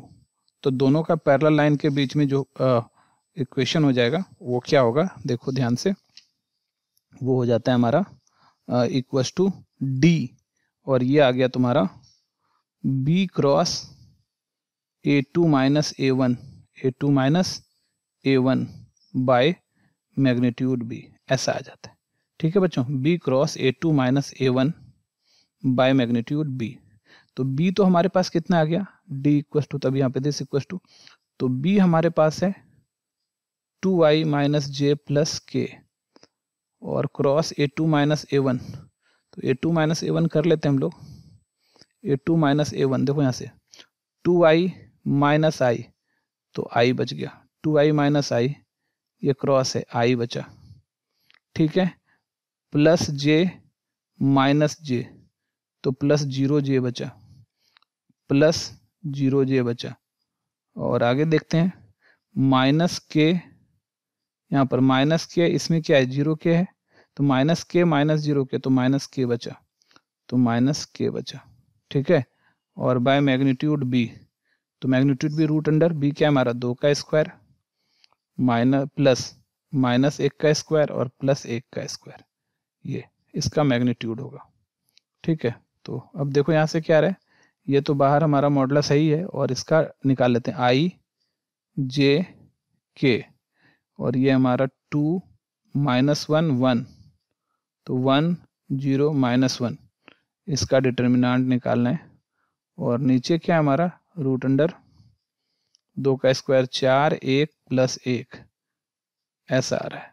ठीक है, तो अब देखो क्या आ रहा है तुम्हारा, ध्यान से, आई, ये रो और ये कॉलम खत्म, 1 इंटू 1 माइनस 1 माइनस 0, तो minus 1 1 into 1 minus 1 into minus 1 1 minus 0 minus j, ये j है हमारे पास, ये रो खत्म ये कॉलम खत्म, minus 2 minus 1 minus 2 minus 1 plus k खत्म, ये रो खत्म ये कॉलम खत्म, 0 माइनस माइनस प्लस 1 0 प्लस 1। ठीक है, बाय रूट 6 ये आ रहा है। ठीक है, अब चलो इसको सॉल्व करते हैं। इसका मैग्नीट्यूड ऊपर वाले का निकालना है, तो यहाँ क्या है तुम्हारे पास, i minus minus plus 3j और प्लस k, और नीचे है रूट 6, तो इसका मैग्नीट्यूड निकाल लेना है अब, है ना, ऊपर वाले का मैग्नीट्यूड बाय इतना, तो ऊपर वाले का मैग्नीट्यूड हो जाएगा रूट अंडर 1 का स्क्वायर 3 का स्क्वायर 1 का स्क्वायर बाय रूट 6। तो ऊपर देखो कितना आ रहा है, 1 प्लस 9 प्लस 1 बाई रूट 6, तो ऊपर आ गया रूट 11 बाई 6, रूट 11 बाई 6 है ना, रूट दोनों के ऊपर में, तो ये हमारा डिस्टेंस हो गया और यही हमारा आंसर हो गया। ठीक है बच्चों, तो ये था हमारा क्वेश्चन नंबर 18। चलो नेक्स्ट क्वेश्चन पर चलते हैं। क्वेश्चन नंबर 19 क्या कह रहा है कि solve the following LPP graphically, minimize z equal to, z minimize करना है 18x प्लस 10y को, और कॉन्स्टेंट्स ये दिया हुआ है। ठीक है, तो चलो सॉल्व करते हैं। सॉल्यूशन, गिवन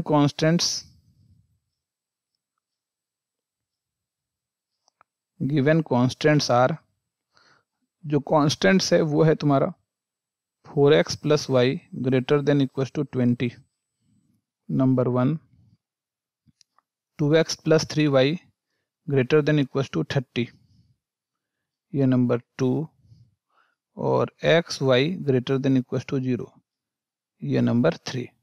ठीक है, मतलब इसमें एक बार x को ले लेते हैं, x greater than equal to 0 ले लेते हैं, एक बार y greater than equal to 0 ले लेते हैं, x greater than equal to 0 और y greater than equal to 0, ये number 4।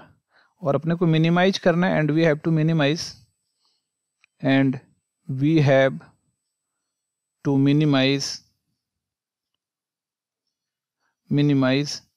z equal to 18x plus 10y, इसको मिनिमाइज करना है। ठीक है, तो चलो सबका मान लेते हैं कि लेट L1 जो हमारे पास है वो है 4x plus Y equal to 20, तो यहाँ से इसका ट्रूथ टेबल बना लो। ठीक है, ये है x, ये है y, और x का वैल्यू अगर हम लोग 0 लेते हैं तो y का 20 आता है, y का अगर हम लोग 0 लेते हैं तो x का 5 आता है। ठीक है, दूसरा L2 कर लेते हैं। L2 है तुम्हारा 2x plus 3y equal to 30, तो देखो क्या हो रहा है यहाँ से, x और y, x का वैल्यू 0 लेते हैं तो y का 10 है ना, और y का वैल्यू 0 लेते हैं तो x का 15 ये रहा।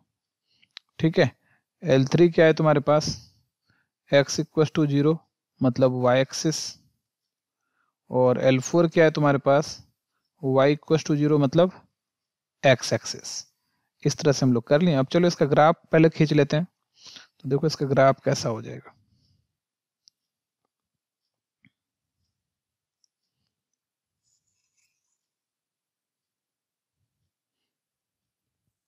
देखो तो हमारे पास क्या है, 5-5 का ले लेते हैं। तो यहाँ पर है तुम्हारे पास 0 0 5 10 15 20 25 30, यहाँ पर 0 के बाद 5 10 15 20 25 30, और यहाँ पर -5 -10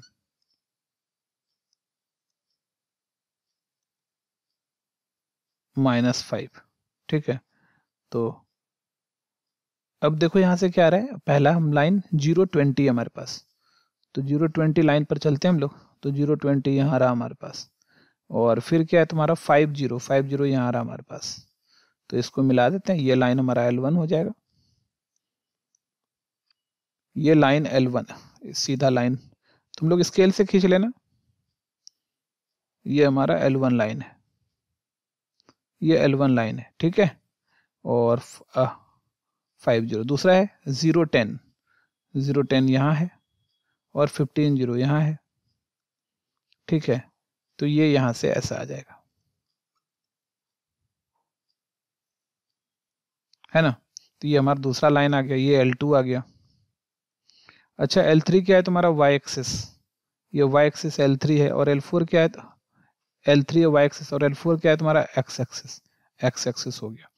अब देखो तुम ध्यान से, हमको पता करना है सारा का ये वाला रीजन क्या ये सब अपना दिखा रहा है।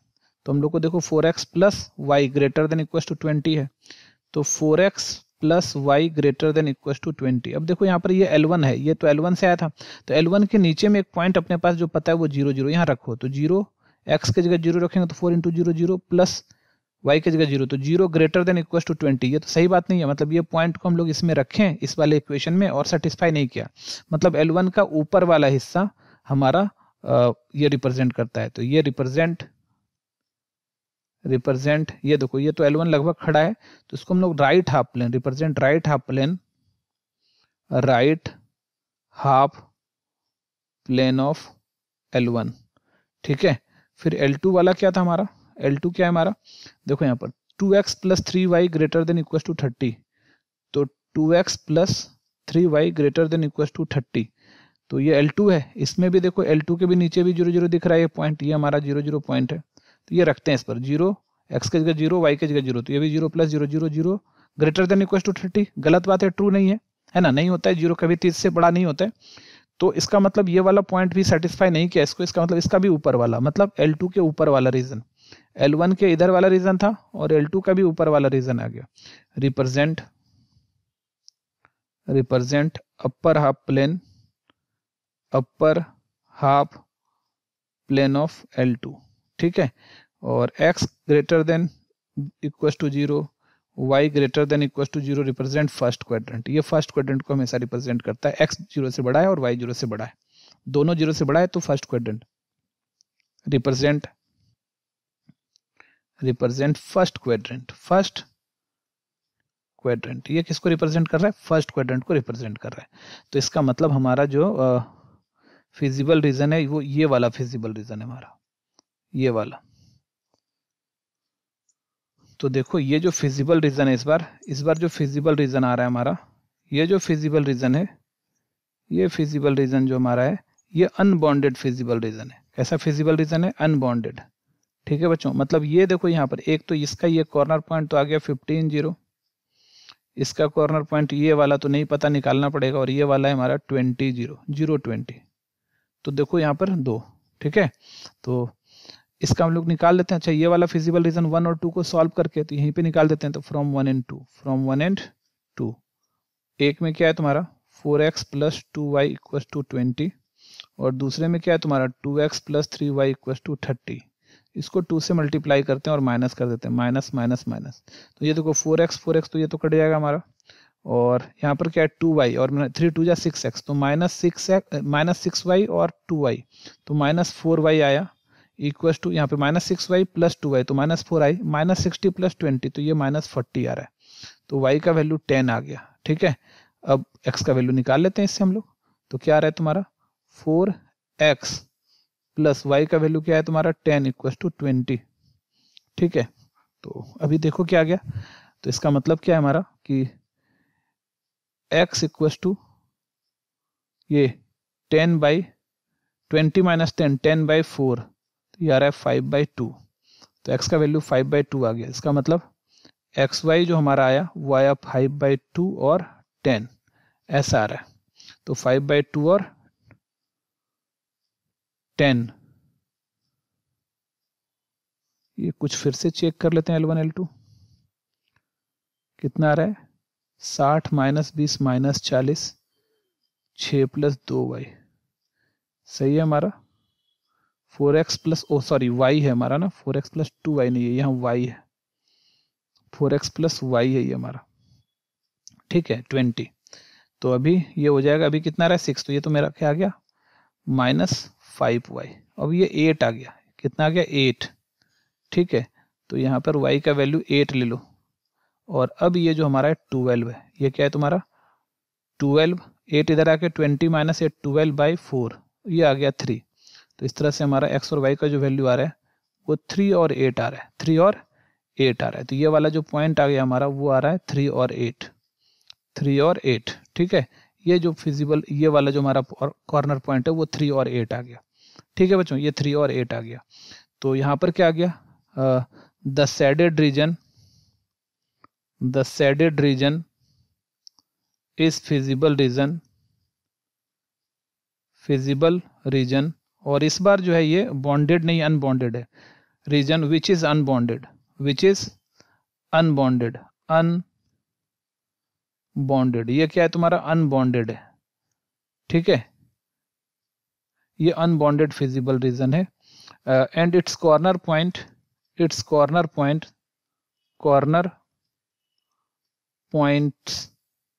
आर, इसका कॉर्नर पॉइंट्स क्या क्या है देखो। तो पहला तो आ गया हमारा 15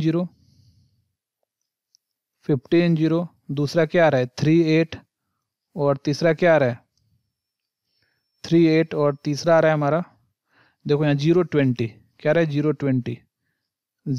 20, तो 9। अब हम लोगों को पता करना है इसका, तो कॉर्नर पॉइंट्स और यहाँ है हमारा z इक्वल्स टू, तो z देखो क्या है हमारे पास 18x plus 10y, 18x plus 10y, 18x plus 10y। तो कॉर्नर पॉइंट हमारा 15 0, 3 8 और 0 20। तो z इक्वल्स टू कितना आ जाएगा हमारा 18, x के जगह 15, ठीक है, प्लस 10 गुना 0, तो 18 5 जा 18 पंचे 90 के 0 हाथ 9, 18 और 9 27, 270। ठीक है, और फिर z इक्वल्स टू 18 गुना 2 और 10 गुना 8, 18 गुना 3, 10 गुना 8, तो 18 18 तिया 54, 54 प्लस 80, तो क्या आ जाएगा 4 और 8 5 13, 134 आया। और यहाँ z इक्वल्स टू 18 गुना 0 और 10 गुना 20, तो 200 आया।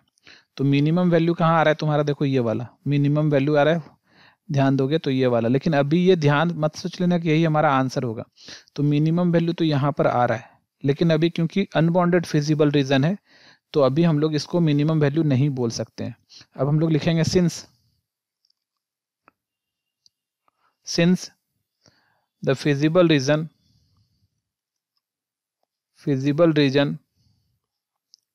is unbounded, so we have to find we have to find, तो अपने को क्या निकालना पड़ेगा, वी हैव टू फाइंड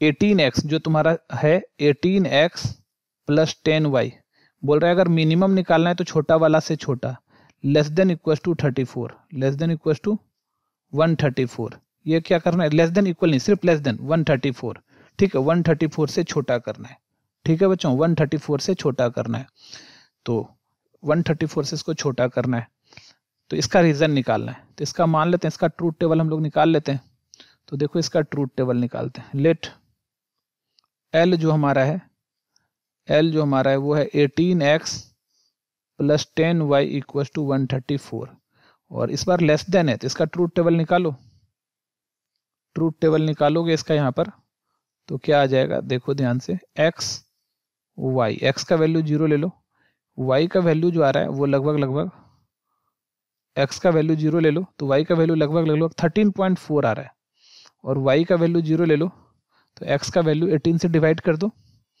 तो 134 को 18 से तो कितना आ जाएगा, 18 को 7 बार में 126, 18 सत्ते 26 से, है ना, और यहाँ से 14 में 6 गया 8 बचा, ये खत्म हो गया, डेसिमल दे दो तो 0 आ जाएगा, तो 5 बार में नहीं 4, 7.4 के आसपास आएगा, एग्जैक्ट तो नहीं बता पाएंगे बट 7.4 के आसपास आएगा।